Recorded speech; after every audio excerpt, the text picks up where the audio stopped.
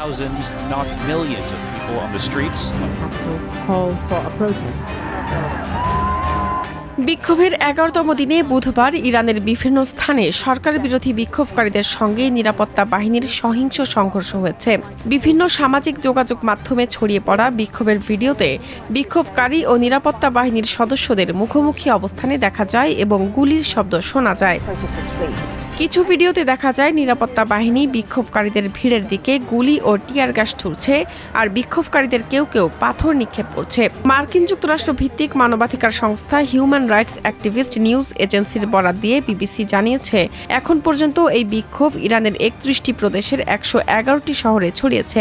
সংস্থাটি আরও জানায়, এই অস্থিরতার সময় অন্তত ৩৪ জন বিক্ষোভকারী এবং ৪ জন নিরাপত্তা কর্মী নিহত হয়েছেন। পাশাপাশি ২২০০ জন বিক্ষোভকারীকে গ্রেপ্তার করা হয়েছে।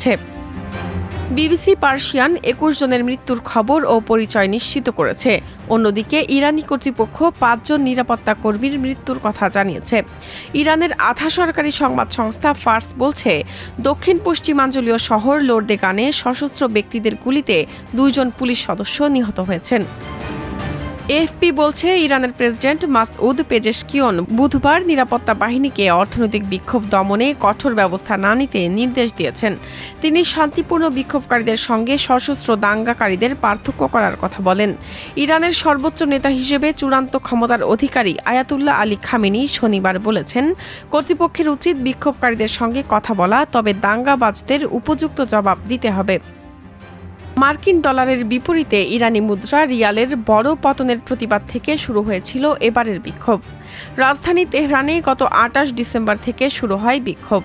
পরে বিশ্ববিদ্যালয়ের শিক্ষার্থীরাও বিক্ষোভে যোগ দেন এবং তা অন্যান্য শহরে ছড়িয়ে পড়ে। বিক্ষোভ থেকে প্রায়ই দেশের সর্বোচ্চ নেতা আয়াতুল্লাহ আলী খামেনির বিরুদ্ধে স্লোগান দিতে শোনা যায় এবং কখনো কখনো ইরানের প্রয়াত সাবেক শাহের নির্বাসিত পুত্র রেজা পাহলভির প্রতি সমর্থন জানাতেও দেখা যায়।